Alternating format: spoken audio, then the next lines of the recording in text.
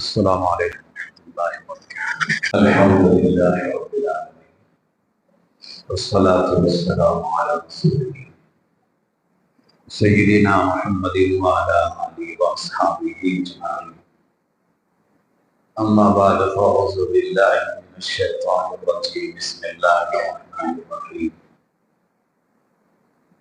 یا ایھا الرسول بلغ ما انزل الیک من ربک وَإِن لَّمْ تَفْعَلْ فَمَا بَلَّغْتَ رِسَالَتَهُ وقال النبي صلى الله عليه وسلم العلماء ورثة الأنبياء أو كما قال عليه الصلاة والسلام۔ صدق الله مولانا العظيم وصدق رسوله النبي الكريم ونحن على ذلك لمن الشاهدين والشاكرين والحمد لله رب العالمين۔ اللهم صل على سيدنا محمد وعلى آل سيدنا محمد وبارك وسلم۔ قابل قدر حضرات علماء کرام، اللہ نے یہ ذمہ داری جو اپنے مخصوص بندوں پہ ڈالتا ہے، جن کو انبیاء علیہ السلام کہتے ہیں، اور انبیاء علیہ السلام کے بعد وراثت میں اللہ تعالیٰ یہ ذمہ داری علماء پہ ڈال دیتا ہے۔ قرآن کریم میں جہاں نبیوں کے تذکرے ہیں، ہر عالم گہری نظر کے ساتھ حضرات انبیاء علیہ السلام کے اس دعوت کے کام کو دیکھیں۔ یہ کام نبیوں کا ہے، اور قوموں نے نبیوں کا استقبال نہیں کیا، پتھر چلایا۔ اور جب نبی کے ذات کو پہچان لیا تو پھر تھوک پر بھی قربان ہو گئے۔ جب تک نبی کو نہیں پہچانا تھا، ایمان نہیں لائے تھے، تو آپ کے جان کے دشمن تھے۔ حضرت قاری طیب صاحب رحمۃ اللہ علیہ نے طائف کے واقعے میں ایک بات یہ ارشاد فرمائی کہ جب طائف کے شریف اور اوباش نوجوانوں نے اللہ کے پیارے نبی کو شدید تکلیف پہنچائی اور پتھروں سے آپ کو ذل و کوب کیا، اور وہ مارتے مارتے تھک گئے، تو انہوں نے جنگلی کتوں کو لا کے چھوڑا۔ جب ہم تھک گئے ہیں، اب یہ شکاری اور جنگلی کتے نو وارد مہمان کو پریشان کریں گے، ستائیں گے۔ تو جیسی کتے جنگلی لا کے چھوڑے ان لوگوں نے، تو وہ کتے دور سے دوڑ کر آئے، لیکن ایک نگاہ جب چہرے نبی پہ پڑ گئی تو آنے والے سارے جنگلی کتے رسول اللہ کے سامنے سجدے میں گر گئے، پہچان لیا کہ یہ اللہ کا نبی۔ حضور پاک صلی اللہ علیہ وسلم نے فرمایا زید کو، زید رضی اللہ عنہ جو آپ کے ساتھ تھے، فرمایا دیکھو زید رضی اللہ عنہ، ان جنگلی جانوروں نے مجھے پہچانا ہے، اور مجھے دنیا کی ہر مخلوق جانتی ہے کہ میں اللہ کا رسول ہوں، اور وہ میرا کلمہ پڑھتے ہیں، لیکن جن کے مقدر میں ہدایت نہیں ہے وہ مجھے جانتے نہیں ہیں، وہ مجھے پتھر چلاتے ہیں۔ تو وراثت نبی میں ہر عالم پر وہ حالات آتے ہیں جو نبی پہ آئے۔ یہ ہمارے علماء کا مجمع اللہ کی طرف سے منتخب شدہ ہے، ماں کی گودوں سے، اور انتخاب اللہ نے ہر عالم کا ماں کی گود سے کیا ہے، علم نبوت کے لیے۔ عام لوگوں کو علم نبوت نہیں ملتا ہے، اس لیے جس فرد کو اللہ علم نبوت کے لیے چنتا ہے تو اس کے ماں اور باپ کے دل میں یہ بات ڈالی جاتی کہ میرے 4 بیٹوں میں سے 1 یا 2 میں حافظ عالم بنا دیتا ہوں۔ تو یہ ماں کا جگر ہے کہ بچپن میں ماں اپنے اولاد کو چھوڑ دیتی، اور سب سے بڑی قربانی ماں اور باپ کو چھوڑنے والے طالب علم کی ہوتی ہے۔ جانتے ہم وہ دور سے گزرے ہوئے ہیں۔ تو یہ انتخاب کی وجہ سے ہوتا ہے، انتخاب خداوندی کی وجہ سے، کہ ماں کے دل میں بھی صبر ڈالا، باپ کے دل میں بھی صبر ڈالا، اور وہ طالب علم جس کا بچپنا ماں اور باپ کے نگرانی اور پیاری نظروں میں گزرنا چاہیے، وہ مدرسے کی 4 دیواری میں گزار دیتا ہے، اور کیسا گزارتا ہے وہ جانتا ہے۔ طالب علم کا زمانہ کتنا مجاہدے کا ہوتا ہے وہ جانتا ہے۔ تو یہ سیرت اور وراثت کی وجہ سے ہوتا ہے۔ آپ کو اگلی بات بتاؤں، حضور پاک صلی اللہ علیہ وسلم کی نبوت کی ابتدا سچے خوابوں سے ہوئی۔ عمر کے 40ویں سال میں آپ کو سچے خواب نظر آتے تھے، صبح صحیح ہو جاتے تھے۔ ان خوابوں کی وجہ سے آپ کی تنہائی کی رغبت بڑھ گئی تھی۔ امام بخاری رحمۃ اللہ علیہ نے یہ لکھا ہے، اور امام بخاری رحمۃ اللہ علیہ کی کتاب الوحی، خود بخاری میں ایک باب باندھا ہے کتاب الوحی، کہ وحی کی ابتدا کیسی ہوئی ہے۔ تو وحی کی ابتدا سچے خوابوں سے ہوئی۔ غار حرا کا مسئلہ بعد میں ہوا۔ یہ سچے خوابوں نے اللہ کے پیارے نبی کو تنہا پسند کر دیا، تنہائی میں آپ رہنے لگے، پبلک سے اچاٹ، عام نوجوانوں سے دور، ایسا بچپنا جوانی آپ کی نرالی ہے۔ ان خوابوں کی وجہ سے بالکل فکروں میں ہوتی، اور یہی وجہ ہے کہ آپ نے اپنا حجرہ پاک چھوڑ کر غار حرا میں خلوت نشین ہوئے۔ غار حرا، اما خدیجہ رضی اللہ تعالیٰ عنہ کا حجرہ بھی چھوڑ دیا، اور جبل النور پہاڑی کے غار میں خلوت نشین ہوئے آپ۔ تو یہ سچے خوابوں نے ان کے تنہائی کے رغبت کو بڑھائی، اور آپ بالکل اکیلے ہو گئے، بالکل تنہائی میں غار حرا میں تشریف فرما ہوئے۔ حضرت یوسف رحمۃ اللہ علیہ نے لکھا ہے کہ بعض وقت 15 دن، مہینہ گزر جاتا، اما خدیجہ رضی اللہ تعالی عنہ ستو یا جو کی روٹیاں غار تک پہنچاتی تھی، اور بعض وقت نبی خود اتر کے آتے اور لے کے جاتے۔ تو یہ ہر طالب علم کا گھر چھوڑنا 8 سال 10 سال، اللہ کرے یہ گہرائی آپ کو سمجھ آ جائے تو امت کو سنبھالنا آسان ہو جائے گا۔ امت کی طرف سے استقبالیہ کا انتظار کرنا غلط ہے۔ ان کا استقبال پتھروں سے ہے، لاٹھیوں سے ہے، گالیوں سے ہے، بد کلامی سے ہے، اور یہ نبیوں کے ساتھ ہوا ہے، یہ نبیوں کے ساتھ ہوا ہے۔ تو نبوت دینے کے لیے خود اللہ کے رحمت والے نبی کو اپنا گھر چھڑایا گیا، کہ پہلے وہی الہی کے کلمات اماں جان خدیجہ کے حجرے میں تھوڑی اترے۔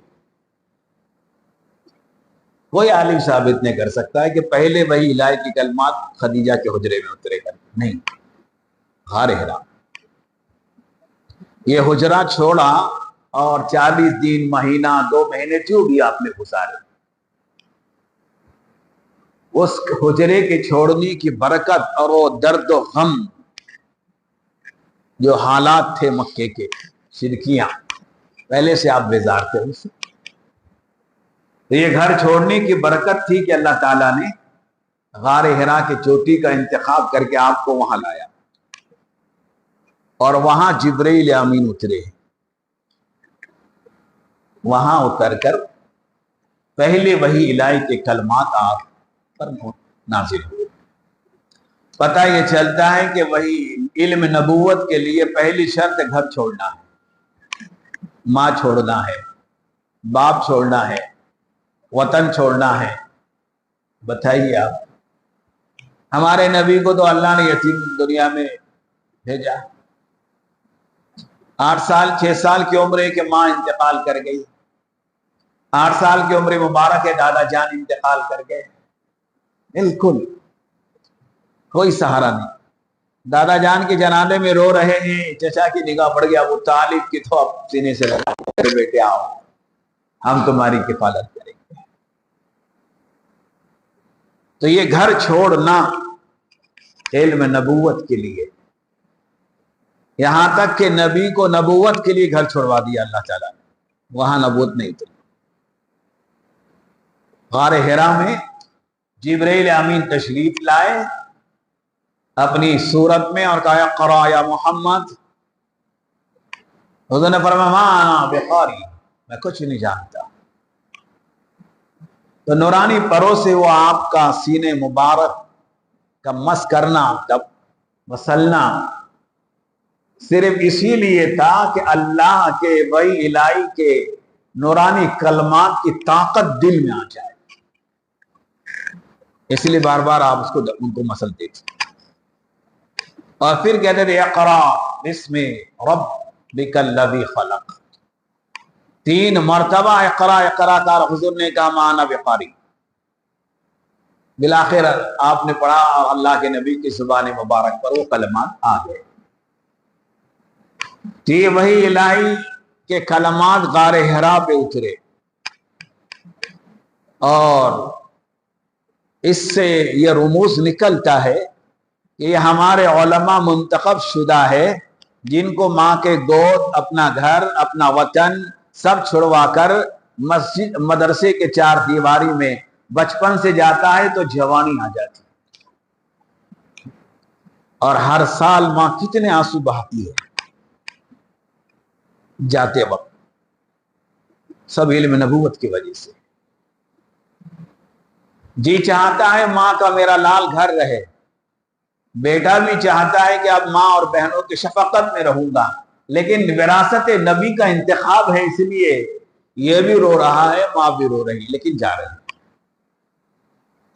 شعبان کا موسم مدارس میں خوشیوں کا ہے، گھر آنے کی، شوال کا موسم جب گھر سے نکلتا ہے طالب علم تو اس سے پوچھنا یہ کیوں ہوا؟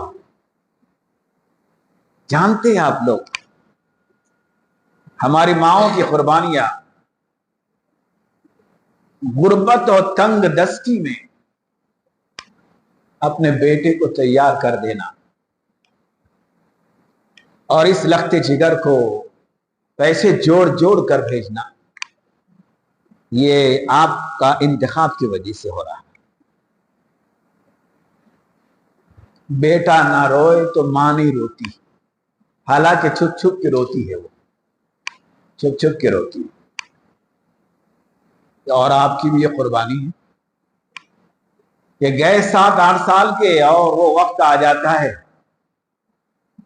کہ چہرے پہ جمال داڑھی ہے، دستار فضیلت سر پہ آ جاتا ہے، اور ماں پھولے نہیں سماتی، باپ خوشیوں میں پھولے نہیں سماتا ہے کہ میرا بیٹا آج اس قابل ہو گیا ہے کہ علم نبوت کا کچھ حصہ اس نے لے لیا۔ تو یہ گھر چھوڑنا اور راہ خدا میں رہنا تو وراثت نبی سے ہوتا ہی ہے، ہوتا ہے، اور واپس آئے علم لے کر تو وہ اس کو مطمئن ہو کے نہیں بیٹھنا ہو. نبی کو نبوت ملی تو آپ اتنے گھبراہٹ و بے چینی تھے کہ کانپ رہے تھے. علم الہی کا اتنا بوجھ ہوتا ہے نبوت کا. دندان مبارک بج رہے تھے, پیشانی مبارک پر پسینے کے قطرے ٹپک رہے تھے, سردی کا زمانہ تھا.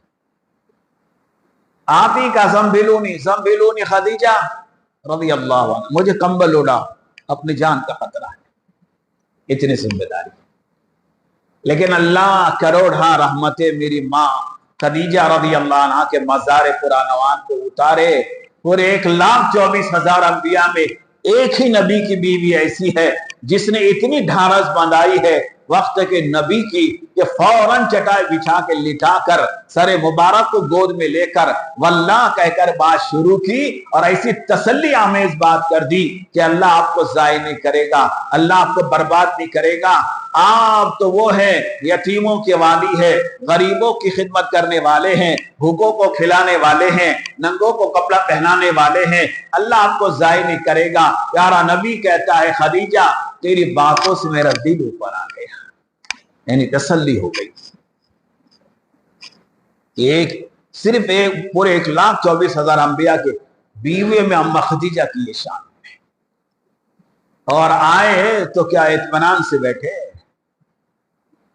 ورقہ بن نوفل نے دیکھتی کیا کہا تھا, بولو قوم یا ابن ام کیا ہوا, کہ یہ ہوا غار حرا میں, اور واقعہ سنایا تو ورقہ بن نوفل نے کہا خدیجہ تجھے مبارک ہو, تیرا شوہر آخری نبی ہے اللہ کا. اور خود رونے لگے ورقہ بن نوفل رضی اللہ, ورقہ بن نوفل خود رونے لگے. روتے روتے حضور نے فرمایا چچا جان آپ کیوں روتے ہیں, کیا میری باتوں سے آپ کو تکلیف پہنچی ہے؟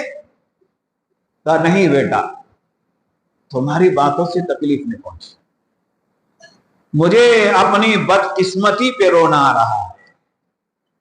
کاش میں جوان ہوتا, تیرا معین و مددگار ہوتا, جب مکے والے تجھے پتھر مارتے, تیرے راہ میں کانٹے بچھاتے, تیرے شان میں گستاخی کرتے, اور تیرے اپنے لوگ تجھے اتنی بے دردگی سے جو مارتے, کاش میں جوان ہوتا تیرا ساتھ دیتا. تو حضور نے کہا یا میرے چچا اماں, کیا مجھے اپنے والے ماریں گے اور پتھر چلائیں گے, مکے سے نکال دیں گے؟ کہا ہاں بیٹا, ہر نبی کے ساتھ یہ ہوا, تیرے ساتھ بھی یہ ہوا. تو آپ علم نبوت کو لے کر پورے مکے کی زندگی دیکھے, 13 سال سیرت اٹھا کے دیکھے. جب اللہ نے فرمایا ایھا المدثر قم فانذر وربک فکبر, یہ آیت اما خدیجہ کے حجرے میں اتری ہے. لیکن پہلے وہی الہی کے لیے اللہ نے گھر چھڑایا, آؤ غار حرا میں آؤ, وہاں ہم تم سے ملیں گے, وہاں ہم تم کو نبی بنائیں گے, گھر میں نہیں بنائیں گے. 120 مرتبہ اس کے بعد جبرائیل امین اما خدیجہ کے حجرے میں اترے وہی لے کر, لیکن پہلے رسول اللہ کو اللہ نے غار حرا میں بلایا. اور یہ وہی الہی سردی کے زمانے میں آپ آرام کر رہے ہیں کہ یہ وہی الہی آئی. یا ایھا المدثر قم فانذر وربک فکبر وثیابک فطہر, اے چادر کے اوڑھنے والے پیارے, اٹھو کھڑے ہو جاؤ, قوم کو اللہ سے ڈراؤ. اس واقعے کو بیان کرنے والی اما خدیجہ رضی اللہ عنہا فرماتی میں یہ دیکھ رہی ہوں کہ آپ محو استراحت ہے, گہری نیند میں آرام کر رہے ہیں, اچانک اٹھ کے بیٹھ جاتے ہیں, چادر مبارک کو گھڑی بناتے ہیں. میں دوڑ کر آئی, فرمایا میرے سر کے تاج آپ کو کیا ہو گیا ہے, ابھی تو آپ گہری نیند میں محو استراحت تھے, آپ اچانک اٹھ کے کیوں بیٹھ گئے ہیں؟ فرمایا خدیجہ, اے میری خدیجہ, اب اللہ نے مجھے کام دیا ہے, یہ آرام کا وقت ختم ہو گیا ہے. فرمایا ماں نے کیا کام دیا؟ اللہ نے آپ کو فرمایا ابھی جبرائیل آئے اور یہ کہا یا ایھا المدثر قم فانذر وربک فکبر, اے چادر کے اوڑھنے والے پیارے اٹھو کھڑے ہو جاؤ, قوم کو اللہ سے ڈرا لو. خدیجہ اس چادر کو ہم نے لپیٹ لیا ہے, اب ہم اللہ کے پیغام کو پہنچانے کے لیے نکل رہے ہیں. تو نبی در در گیا ہے, در در. कौम अपने पास आए, नामुमकिन बात है, हमें जाना होगा। यही सीरत बताती है। दोनों आलम का नबी, अर्श वाला नबी, जिसको देखने जिब्रील तरस रहा हो, वो दुश्मन के घर हाजिर है। अल्लाह करे हमारे नौजवान अजीज उलमा को ये बात समझ आ जाए। जब उम्मत का दर्द आएगा, सारी शिकायतें खत्म हो जाएगी, काम सिर्फ काम नजर आएगा। वरना बातिल ने तो तय किया है, उलमा और अवाम को काटो। इस उम्मत को अगर जुबा करना है तो पहले इनके उलमा को अवाम से दूर करो। अवाम के अंदर उलमा की बदजनियां फैलाओ और उनके ऐसे आमाल पेश करो कि अवाम उससे दूर हो जाए, और उलमा को अवाम से इसलिए कटाओ कि ये आपके शान में ये कर रहे हैं, ये कर रहे हैं, ये कर रहे हैं, इनमें दरारें पैदा करो। जब अवाम और उम्मत में तोड़ आ जाएगा तो बातिल हर उम्मती को आसानी से जुबाह कर देगा, और हम उसको नहीं समझते। बड़े पीर साहब हम लोग मक्के में मिले,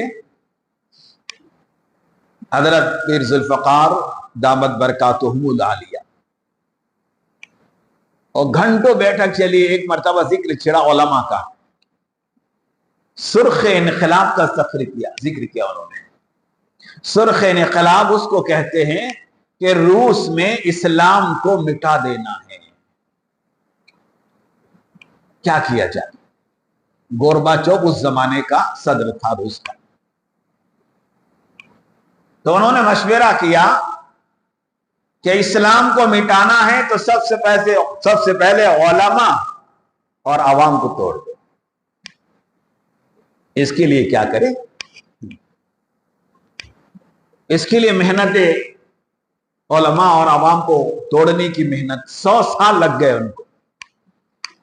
जहां इमाम बुखारी है, इमाम मुस्लिम है, इमाम तिरमिजी है, मुफस्सिरीन है, मुहद्दिसीन है, उस जमीन पर ये मेहनत। बताइए आप, इतनी मेहनत कर डाले अंग्रेजों ने उलमा और अवाम को तोड़ने कि मस्जिद अल बुखारी में, जहां इमाम बुखारी दर्स देते किसी जमाने में, 1 लाख का मजमा होता आपके हदीस के दर्स में, उस मस्जिद अल बुखारी में गधों को बांधा गया है। यह उलमा और अवाम के तोड़ने का नतीजा है।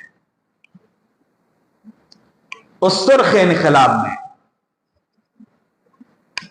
हजारों उलमा, तो इतना आसान नहीं था, 100 साल लगे उनको, लेकिन उलमाए हक ने अपनी जान की बाजी लगाई। धीरे धीरे सारे उलमा को सूली या फांसी पे चढ़ा दिया गया।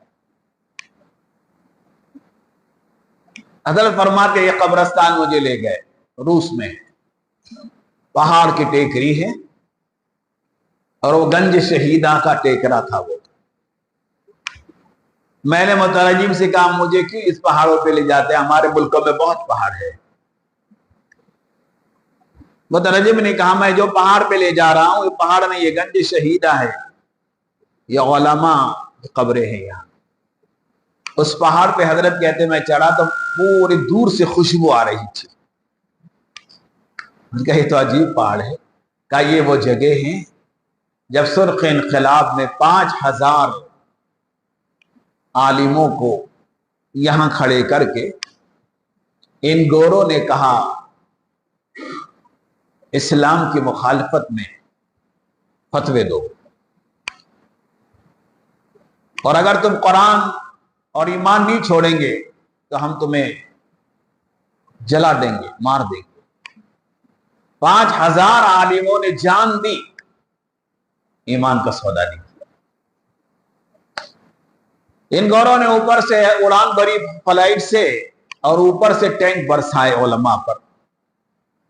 5000 आलिम के छिछड़े उड़ गए। का ये वो गंज शहीदा का कब्रिस्तान है। हजारों सलाम है इन उलमा के रूहों को। یہاں اس کے بعد پھر اللہ کا نام لینا جرم ہو گیا. اللہ کا نام لینا جرم. جو مسلمان اپنے ایمان کو بچانا چاہے اس زمانے میں تو اپنے گھروں کے اوپر شراب کی دکانیں، ڈانس بار، ناچنے والی لڑکیوں کو رکھا، نیچے انڈر گراؤنڈ تہ خانوں میں چھپ چھپ کے انہوں نے اپنے ایمان کو بچایا. لیکن 100 سال کے بعد بھی روس سے اسلام کو ختم نہیں کر سکے. وہ سمجھ رہے تھے ہم نے اسلام ختم کر دیا، قرآن کو مٹا دیا. اللہ تعالیٰ نے اس زمانے میں دعوت و تبلیغ کی محنت جاری کی، اور ہمارا ایک ملک ہے پڑوس کا، جہاں کے علماء اٹھے اور روس سے ٹکر لی اور روس کو ٹکڑے ٹکڑے کر کے بعد کئی علاقوں میں بانٹ دیا 100 سال کے بعد. توڑا ان کو لی، پورے علماء کی جماعت تھی. اور ابتدائی زمانے میں جب پہلی جماعت روس کے علاقوں میں پہنچی ہے، عجیب اس کی کارگزاریاں حضرت شیخ زکریا رحمۃ اللہ نے لکھی ہے. آج روس میں 7 ملک اسلامی ملک ہیں، ہر مسجد آباد ہے. جتنے علماء شہید کیے سے 10 پر زیادہ علماء موجود ہیں. وہ وفد ہمارے ملک میں بھی آیا تھا، یہ ملک ہندوستان میں بھی یہ کرو. 1857 میں انہیں تجربہ کیا، اور روس کا وفد یہاں آیا کہ یہاں کے عوام اور علماء کو کیسے توڑے. 1857 کی جنگ آزادی میں ہمارے علماء کا وہ کردار تھا،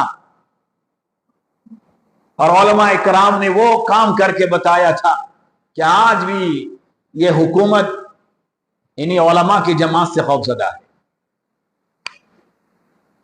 آج بھی خوف زدہ ہے.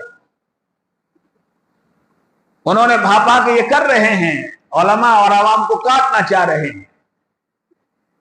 فوراً دینی مدارس کی بنیاد ڈالی، دارالعلوم دیوبند کی بنیاد ڈالی، نہضت العلماء کی بنیاد ڈالی، مظاہر کی بنیاد ڈالی، گجرات کی مدارس کی بنیادیں پڑتی ہی چلی.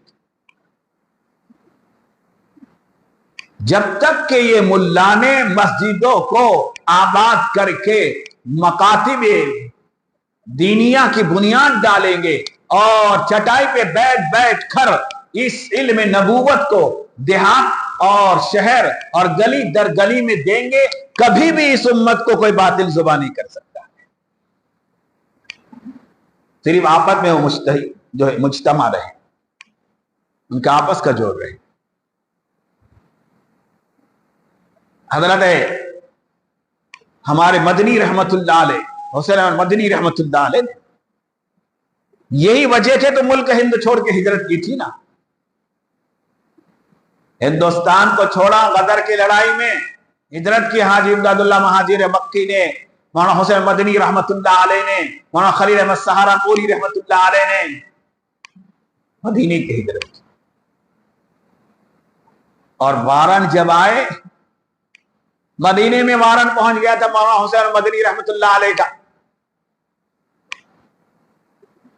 کہ ان کو مدینے سے اٹھاؤ، گرفتار کرو، ہندوستان لا پھانسی دینا ہے ان کو. تو آخری تار جب وارنٹ آیا ہے تو آپ مسجد نبوی میں درس بخاری 18 سال تک مولانا حسین مدنی رحمت اللہ علیہ نے دی ہے، روضے رسول کے سامنے 18 سال تک. اور جب یہ تار آیا ہے اور مدینہ چھوڑنے کا وقت آ گیا تو روضے رسول کے سامنے کھڑے ہو کے رو رہے ہیں کہ اب یہ میرے نبی کا روضہ مجھ سے چھوٹنے والا ہے. لیکن روضے رسول کے پاس کھڑے ہو کے دعائیں مانگنے لگے. حدیث میں آتا ہے روضے رسول پر جو دعا مانگے قبول ہوتی. تو آپ نے دعا مانگی، اپنے ملک ہندوستان میں پھانسی انگریز دینے والا ہے تو اللہ کے سامنے کیسی آبزاری کی رسول اللہ کے توسل سے، اور آپ کے مزار قرآنوار کو دیکھ کے رو کے رہے. اور پھر کہا رسول اللہ کے مزار کو دیکھ کر कहते सलामत रहे तेरे रोज़े का मंजर, चमकती रहे तेरे रोज़े की जाली। पूरा बातिल तो इस रोज़े का दुश्मन है, इसको ढहाना चाहता है। पीछे तारीख गुजरी है कि रोज़े अनवर के जिस्म अत्थर तक लोग पहुंचे हैं। कि मेरी दुआ ये है मेरे नबी का रोज़ा क़यामत तक चमके। सलामत रहे तेरे रोज़े की जाली, चमकता रहे तेरे रोज़े का मंजर। इलाही हमें भी अता हो शौक़ अबू ज़र, इलाही हमें भी अता हो जज्बे बिलाली। अब तो मैं जा रहा हूं, तुझे छोड़ना तो जी नहीं चाहता है, लेकिन मैं तो बिलाल का वारिस हूं। शौक़ अबू ज़र देना मुझे और बिलाल की जुर्रत दे देना मुझे, ताकि आपके दीन पर कतरा कतरा कुर्बान कर सकूं। मैं एक आलिम की शान बयान करूं। या शार पढ़ के लौटे हैं और मुल्क में आए हैं और जस्टिस ने फांसी की सजा सुनाई कि मुल्जिम हुसैन अहमदनी तुम्हें फांसी दी जा रही जुर्म पर के तुम अंग्रेज के गद्दार हो, तुमने जिहाद का फतवा दिया, वापस ले लो, जान बख्श दी जाएंगी। का पहले वही फतवा था, अब भी है, आइंदा भी वही रहेगा। हम बिलाल के वारिस है, दीन के लिए अपनी जान न्यौछावर करेंगे, वही मेरा फतवा रहेगा। मैंने कहा इसकी सजा जानता है? का सजा जानता हूं, इसलिए अंग्रेजी कुत्ते कफन भी देवबंद से साथ में लाया, मुझे तेरे कफन की भी जरूरत नहीं। मौलाना मोहम्मद अली चौर उनके कदमों में गिर गए। तावील तावील का कोई तावील नहीं। इतना रोब था पूरे हाल में कि अंग्रेज घबरा गया, फांसी की सजा कैद में बदल दिया। और यही मौलाना हुसैन मदनी रहमतुल्लाह अलैह है, जिन्होंने सबसे ज्यादा दर्द भरे बयान मौलाना इलियास रहमतुल्लाह अलैह की सोहबत में दावत और तबलीग के, हिमायत कुरान और हदीस के दलाइल के साथ दिए। अल्लाह करे इनके आप समझे इस बात को। एक एक लफ्ज पे मजमा रोता मौलाना हुसैन मदनी रहमतुल्लाह अलैह। पहला जलसा जो मेवात का हुआ दावत और तबलीग का तारीख में 1926 में, मौलाना अली नदवी रहमतुल्लाह अलैह उसमें शरीक है, मौलाना मंजूर नौमानी रहमतुल्लाह अलैह उसमें शरीक है, मुफ्ती किफायतुल्लाह दहलवी रहमतुल्लाह अलैह उसमें शरीक है। अली नदवी रहमतुल्लाह अलैह के तासुरात में उन्होंने लिखा है कि मैंने ये पहला खिताब हुसैन मदनी का सुना है जिसके हर लफ्ज पे मजमा रो रहा था, जब आप कुरान और हदीस से दावत के तायीर फरमाकर मजमे को खड़ा कर रहे थे। इसलिए मौलाना मंजूर नौमानी ने यह कहा, एक मरतबा हम निजामुद्दीन गए, मौलाना इलियास रहमतुल्लाह अलैह से मुलाकात की, अली नदवी रहमतुल्लाह अलैह, मौलाना मंजूर नौमानी रहमतुल्लाह अलैह, मौलाना हुसैन मदनी रहमतुल्लाह अलैह, मुफ्ती किफायतुल्लाह दहलवी रहमतुल्लाह अलैह कर्ज खाकर आते थे कि भाई अल्लाह वाला आदमी है, अल्लाह वाला आलिम है, अल्लाह ताला उससे काम ले रहा है, और एक कमजोर आदमी चले हम उनसे मुलाकात करें, इयादत करें, जैसे लोग मोहब्बत करते हैं, बस मोहब्बत के खातिर आते थे। जब वो मुलाकात के लिए आए तो हजरत जी वही हुजरे में जहां अभी मौलाना साहब दामद बरकातुहुमुल आलिया बैत कराते हैं, वहां तशरीफ फरमा। अपने खाट पे लेटे हुए थे, ज़ईफ़ी का आलम था, बनियन पे था। सारे उलमा इयादत कर रहे, हजरत दहलवी के नाम से आपको जानते थे। हजरत ने उनको सबको बिठाया, अंदर गए, जो बंडी थी वो भी उतार दिया, اور ہاتھ میں ایک چھرا لایا. لوگ پریشان ہیں کیا ہے. حضرت نے بنیان بھی اتاری, چھرا ہاتھ میں لا لیا, یہ کیا ہے. لیکن آ کے بیٹھ گئے اور بیٹھ کر ان علماء کی جماعت سے کہا تم میرے بڑے علماء ہو, دنیا پہ تمہارے علم کا سکہ ہے, ہندوستان پہ نہیں دنیا پر, عرب اور عجم پر. بتاؤ میں یہ جو کام کر رہا ہوں قرآن اور حدیث کے رو سے صحیح ہے یا غلط ہے. سوال کیا. سارے علماء نے کہا حضرت بہت تحقیق کیا ہم نے, گشت پہ تحقیق کیا, ان ملاقاتوں پہ تحقیق کیا, اور ہر چیز ہمیں قرآن اور حدیث یہ نظر آئی, اور یہ آپ جو کام کر رہے ہیں وہ حق ہے. تو حضرت نے فرمایا ان سے اگر یہ کام حق ہے اور قرآن اور حدیث سے حق ہے تو آپ میرے معاون و مددگار بن جاؤ, آپ میرا ساتھ دو. اور اگر قرآن اور حدیث آپ کے نگاہ میں ہیں, اس کے رو سے اگر یہ کام غلط ہے تو میں یہ چھرا تمہیں دیتا ہوں, تم مجھے قتل کر دو, روح نکلنے سے پہلے میں معاف کروں گا, خدا نہ خواستہ میرے وجہ سے کوئی نیا فتنہ آئے تو یہی ختم ہو جائے.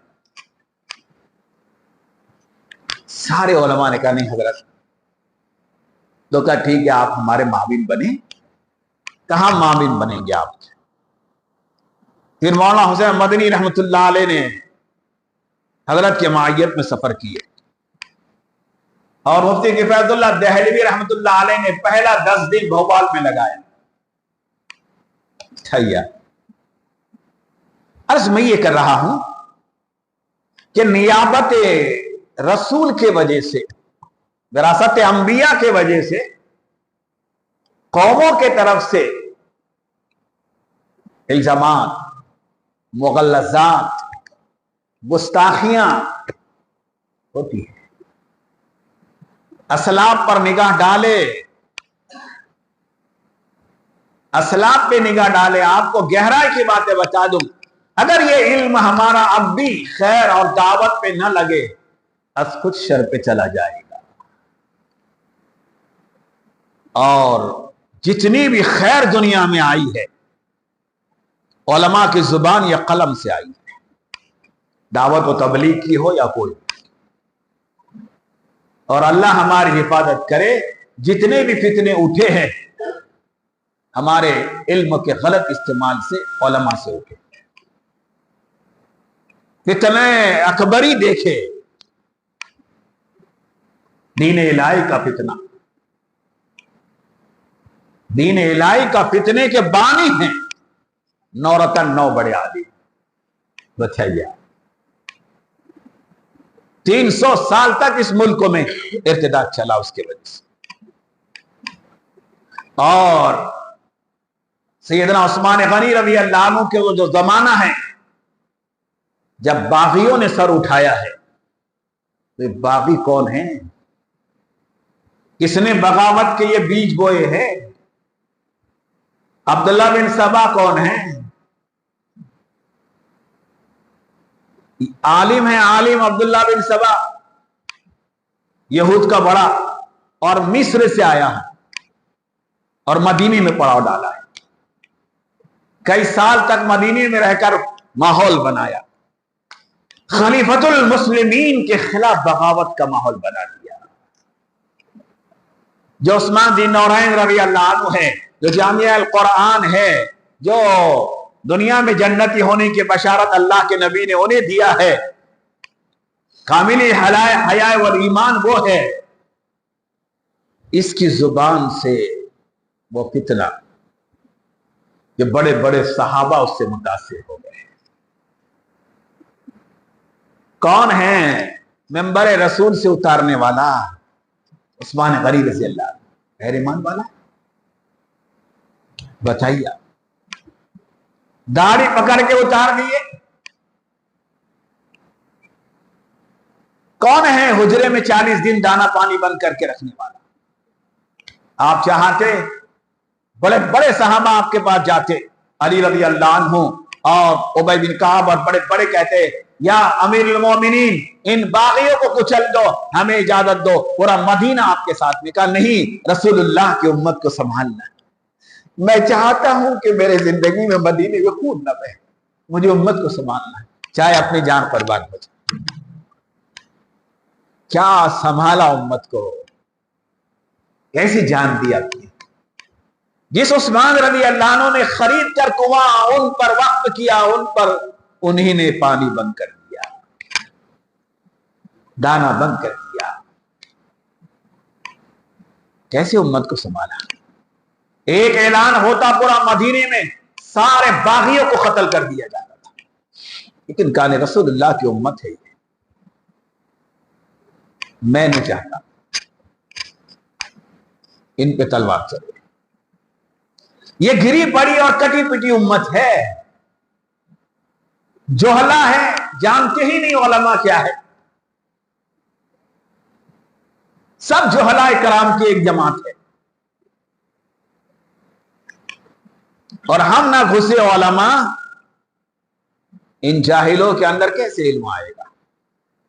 ان جوہلاء کو علماء کی قدر کے، اور علماء کو اپنے علموں کی قدر بھی نہیں آئے گی جب تک کہ جوہلاء میں نہ گھسے ہو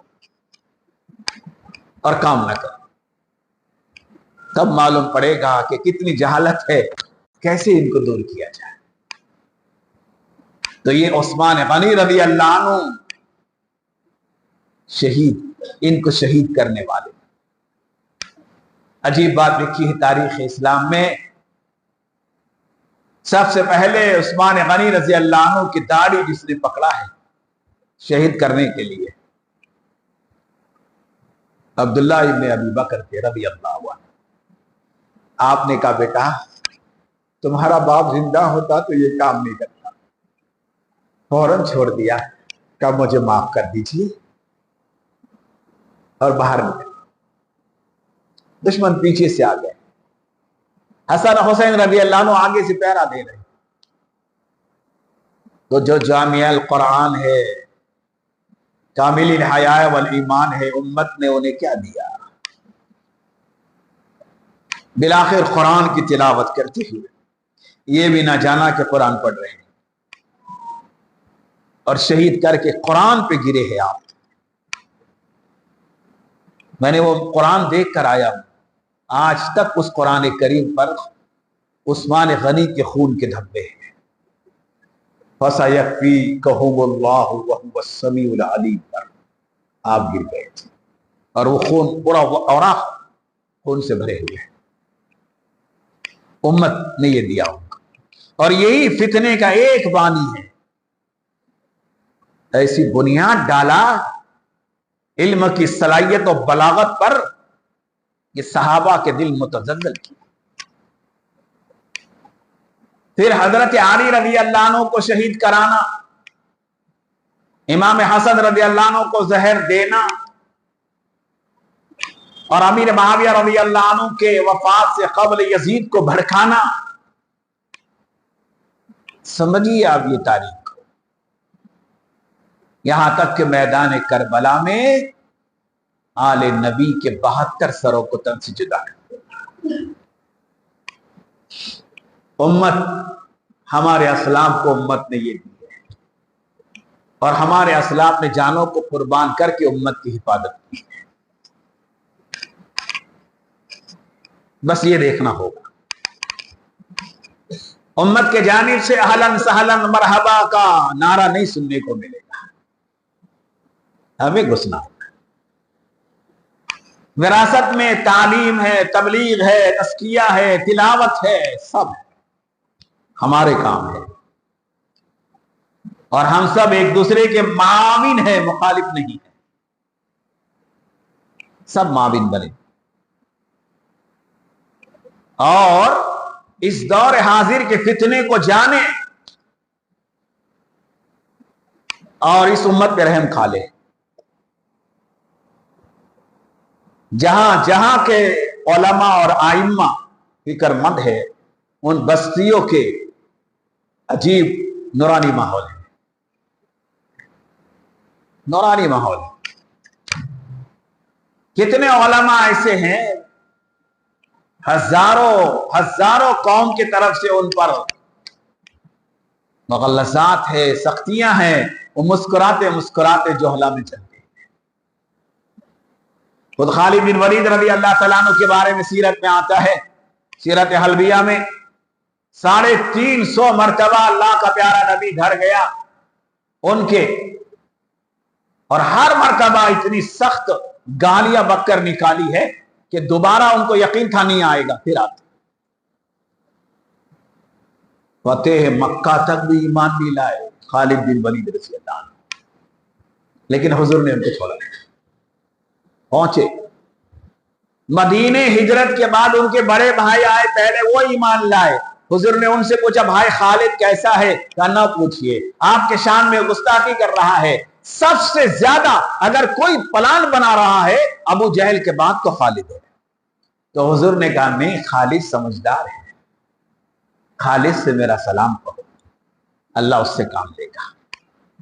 کیا نبی ہے جی، کتنا حلم ہے۔ تو نبی کے حلم سے وراثت میں عالم کو حلم ملا، صبر ملا، علم ملا، حلم ملا، صبر ملا۔ جب وہ خالد بن ولید کے بھائی مکہ آئے تو یہ اپنے جہالت کے زمانے میں وہی ترکش لیے، تیر لیے، شکار کے لیے نکلے، راہ میں مل گئے۔ کہا بھیا تم کہاں سے آئے؟ کہا میں اس ہستی کے پاس سے آ رہا ہوں جس کے پاس جبرائیل بھی ادب سے بیٹھتا ہے، یعنی محمد رسول اللہ۔